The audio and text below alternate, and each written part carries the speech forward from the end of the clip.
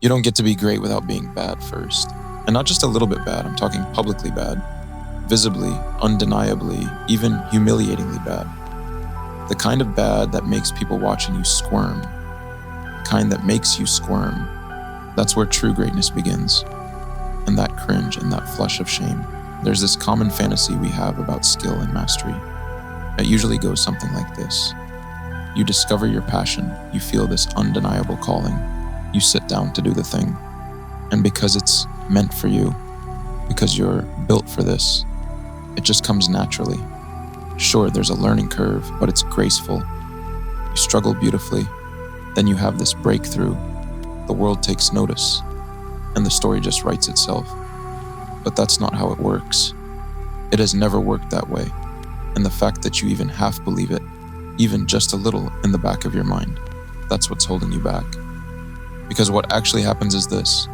You sit down, you try, and you are terrible. Not a bit rough around the edges, terrible or promising, just need some polish. I mean terrible. Embarrassingly, objectively, no way to sugarcoat this terrible. And that first raw encounter with your own incompetence is where 90% of people quit, right there at the first contact, because the fantasy promised destiny, and instead, it delivered humiliation. And humiliation is the one thing the human ego just can't stand, so they stop. They rationalize it. Maybe this isn't for me. Maybe I should try something else. Maybe I just need to wait until I'm more ready. But what they're really saying is, I refuse to be bad at something in front of other people. I refuse to be seen learning. I refuse to be the least experienced person in the room. And that refusal is the wedge that separates every truly great person you've ever admired from everyone else who wanted the same thing but never got there.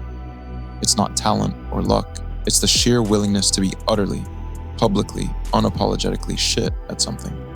For years. Think about anyone you truly respect. Anyone whose work genuinely moves you. Any athlete, artist, builder, writer, speaker. Anyone who operates at a level that seems almost superhuman from the outside. They were terrible once, genuinely terrible, and not for a week, for years. The first time they tried the thing you now admire them for, the thing that looks so effortless now, the thing that seems like it was always a part of them. They were so bad at it, and the distance between that first clumsy attempt and the polished master you see today wasn't closed by talent, but rather endurance. It's the stubborn ability to wake up every single day, confront the fact that you're still not good enough, and do it anyway. And not just do it in public, where people can see, where people can judge, where the chasm between where you are and where you desperately want to be is laid bare for anyone who cares to look. And the hardest truth to accept about all of this is that the gap doesn't close quickly. It doesn't shrink just because you want it to. It closes agonizingly slowly. It feels like you're running in place. It feels like everyone else is flying past you. It feels like you're the only person in the world who's still this bad at something they care so deeply about. And that feeling is precisely what you have to sit with. That's the real work, not just the practice itself. Practice is just mechanics. The true work is tolerating how far you are from your vision and choosing to show up regardless. Most people can't do this. They experience that gap and they interpret it as a sign they're not meant for this. A sign they started too late, a sign that talent is something you're born with, and they just weren't born with enough. So they quit, they just stop showing up.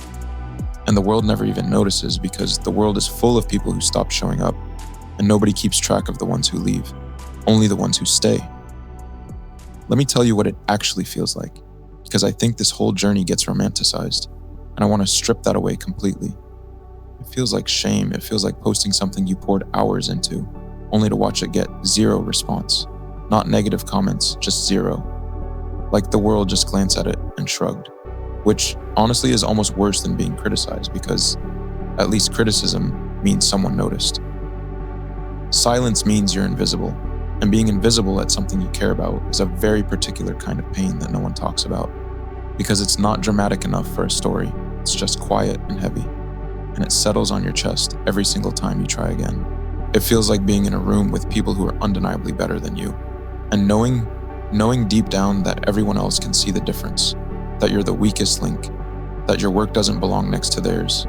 And then Staying in that room, sitting with that uncomfortable knowledge, not leaving or making an excuse, staying and learning and allowing yourself to be the worst because the worst person in the room is still in the room. It feels like cringing at your own output, looking at something you made and physically recoiling because it's so far from what you imagined. The canyon-sized gap between what your taste recognizes as great and what your current skill can actually produce.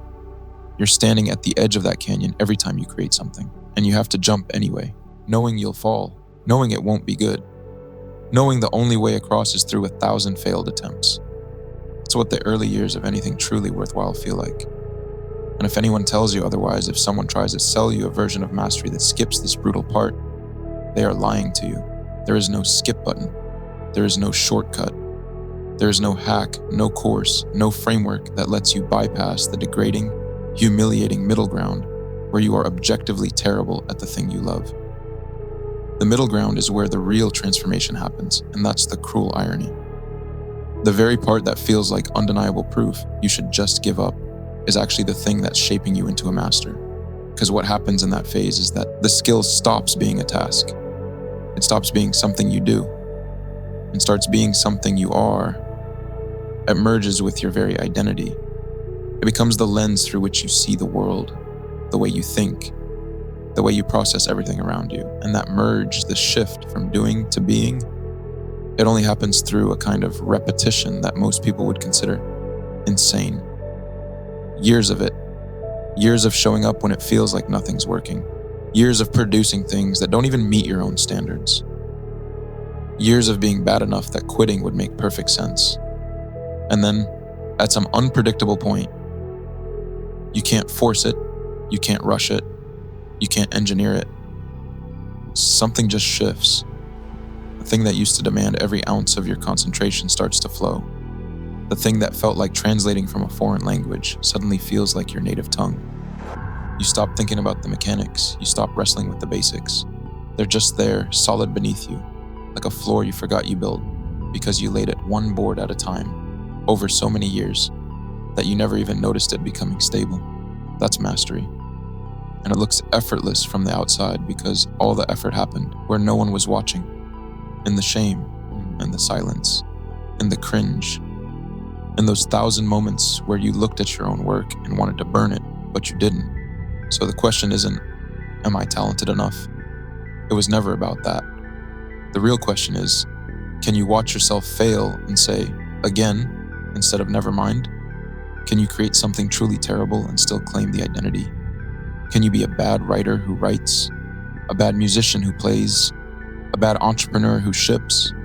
Can you hold on to that identity before you've earned it, knowing full well you haven't earned it yet and keep showing up under the crushing weight of that contradiction? Because that's the whole game. Not the talent, not the timing, not the resources.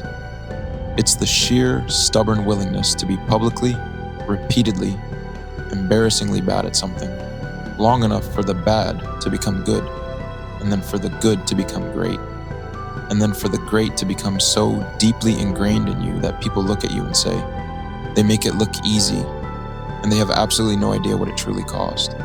That's the price, and you pay it in shame, and it's worth it every single time.